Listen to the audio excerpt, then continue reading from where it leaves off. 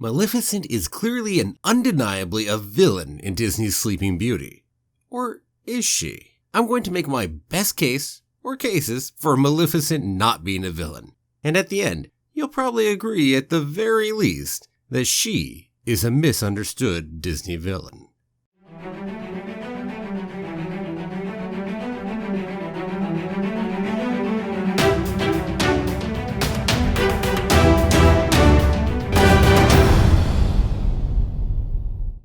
Well, hello there. My name's Jeremy and welcome back to Freeform Disney, where I talk about all aspects of Disney, from the animated movies to the theme parks to Star Wars, Marvel, and Pixar, and the TV shows, and everything else in between. And that is why it's Freeform. And keep coming back every day for new daily content. If you're not subscribed yet, don't forget to hit that subscribe button. Today we're going to look at the tragically misunderstood Maleficent. Thanks to Jeremiah DeRossier, who requested I do a video on Maleficent on my previous Tamatoa one. Now, Disney has many misunderstood villains, so why can't Maleficent, the Mistress of Evil, be one? Well, I do suppose that might be one of the reasons one would question it off the bat. After all, if it's someone who calls herself the Mistress of Evil, it might be hard to just find her to be misunderstood. But bear with me, and we'll see if I can convince you. Okay, so let's look at Sleeping Beauty. Now, there is one truly horrible action that everything else stems from for Maleficent. So she wanted to kill a baby. Aurora. Well, not necessarily as a baby, just by the time she turned 16 anyway. So, horrible black and white villain, pure evil, right? Well, what if I said not quite? Certainly a horrible and reprehensible action, but there are actually some shades of gray in this. Let's paint a picture of the world that this takes place in. Maleficent has a castle that actually seems to be within sight of our King Stefan's castle. King Stefan being Aurora's father, that is. Clearly, the castles really are no more than a couple, say, miles or kilometers apart. You can essentially see them, and it takes a few minutes to gallop on a horse between them, so they're really dang close. Now, royalty, honor, diplomacy, and politics clearly matter here, given the events which happen and the interactions between, say, the two kings and the betrothal of their children. Okay, so there's the stage. Let's set that. We then find out that a great holiday was proclaimed throughout the kingdom, so that all of high or low estate might pay homage to the infant princess. So that means all of the townsfolk, all the nobles, everybody was invited to celebrate the birth of Aurora. All of them, except for Maleficent. So, on the day of the festivities, which Maleficent could no doubt see from her own castle, and likely hear as well, Maleficent shows up, says, "Hey, my invitation seems to have been lost in the mail." And she's told, "No, we freaking hate you. Na na na na na na." Yeah. So, even after that, there's still another opportunity to de-escalate the situation. And they do the opposite and spurn Maleficent again. Now, only after all of this does Maleficent proceed to curse Aurora. So, let's talk about this. Wars have been fought for lesser insults than that which was dealt by the king and queen to Maleficent.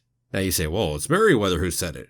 Except the king and queen didn't deny, didn't disagree, and sure as hell made no counter to it. So therefore, essentially the king and queen said it. It was in their court. And also they're the ones that didn't invite her in the first place. Okay, so Maleficent gave multiple opportunities for the king and queen to save face and claim it was a mistake or an oversight and not a personal affront. Instead, they let Merryweather tell Maleficent she wasn't wanted and didn't counter it, as I said. Now, if we consider how the king and queen just chose to treat a foreign dignitary, the fact that Maleficent only cursed their daughter seems rather minor compared to the deaths that would have resulted from a war. Mind you, this is also a foreign dignitary, heck, a head of state you could consider her to be, who is probably their closest neighbor, considering how close those castles are, whom the king and queen seem to be quite frightened of. Which makes their lack of invitation and the insults afterwards seem all the more malicious and full of ill intent. In fact, the only way I can think that you can really excuse the king and queen is to say that they're either grossly incompetent or just plain stupid. I mean, who else does what they did there? Now, all of that said, I think we're all still going to agree that cursing a child to die by the end of their 16th birthday is still pretty reprehensible. But if you consider that King Stefan and Queen Leah and what they did, if you consider it to be on par with opening a potential war with Maleficent's kingdom, then who's the true villain here? Okay, perhaps that wasn't convincing enough for you to say that she's not a villain. Maybe at least misunderstood. Well, how about I tell you a tale from a different Disney princess movie? Here goes. One winter's night, an old beggar woman came to the castle and offered him a single rose in return for shelter from the bitter cold. Repulsed by her haggard appearance, the prince sneered at the gift and turned the old woman away. But she warned him not to be deceived by appearances, for beauty is found within. And when he dismissed her again, the old woman's ugliness melted away to reveal a beautiful enchantress. The prince tried to apologize, but it was too late, for she had seen that there was no love in his heart. And as punishment, she transformed him into a hideous beast and placed a powerful spell on the castle and all who lived there. The beautiful enchantress is generally considered to be a good character, or neutral at worst. Whether we're talking about Disney's original animated Beauty and the Beast or the live-action remake, that doesn't really change. If anything, it gets a little stronger. So what did the enchantress do here?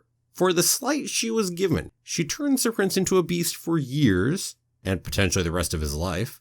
She turns all the other humans, who did nothing to her at all, into living objects, potentially for the rest of their lives, or until they die when the curse fails to be lifted, depending on the interpretation. Now, compared to killing one single person, this seems massively more heinous. Potentially killing a minimum of dozens of people, let alone lost years of their lives. And for the slight of turning away a beggar woman who wanted shelter. Frankly, most people would probably sadly side with the prince here and have done the same if they were in his place. Yeah. And even more, the prince is given a mere 2 opportunities to fix his problem. Maleficent essentially gave the king and queen 3 opportunities. Further, the king and queen were both adults and long since rulers, unlike the adolescent prince. So if the beautiful enchantress is not a villain, then it becomes rather hard to call Maleficent one too, doesn't it? Okay, finally, one last point that I'm going to go ahead and take one last crack at this.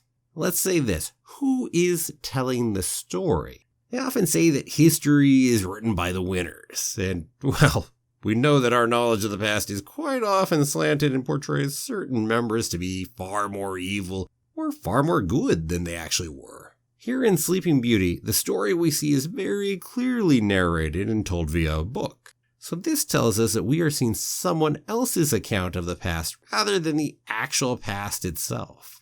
If that's the case, then I would posit that Maleficent seems to be painted far too over the top as evil to be believable. We even have her call herself the Mistress of Evil at her own castle, a location where there would likely be no witness who would report on that for the history book here. We do clearly see that the royalty and the town and the fairies all seem to hate and despise Maleficent. Knowing this, it seems quite likely that she's portrayed far worse in this history than what she would truly have been like in reality. And if that is the case, it calls into question the entire villain status of Maleficent, as we can't trust the story we're being told. Perhaps she was a villain. Or perhaps she was just painted that way by a spiteful kingdom. Well, there are 3 different arguments for saying that Maleficent is a misunderstood Disney villain, and potentially not a villain at all. Well, perhaps I've convinced you to take a different look at Maleficent. And hey, if not, at the very least, I hope to have painted a more well-rounded picture of Maleficent and her actions. And frankly, I find it fun to defend the seemingly indefensible. I hope you enjoyed this too. And it's that time, so well, what about you? If you were a ruler of a foreign kingdom and you were treated like Maleficent was, how would you respond? And are there any other Disney villains you would like to see me attempt to show to be misunderstood Disney villains? Let me know down below in the comments. And as always, thank you so much for watching. If you like the video, please give it a like, share, and don't forget to subscribe. I'll see you back here tomorrow for another new episode of Freeform Disney. Have a magical day, and may the Force be with you. Always.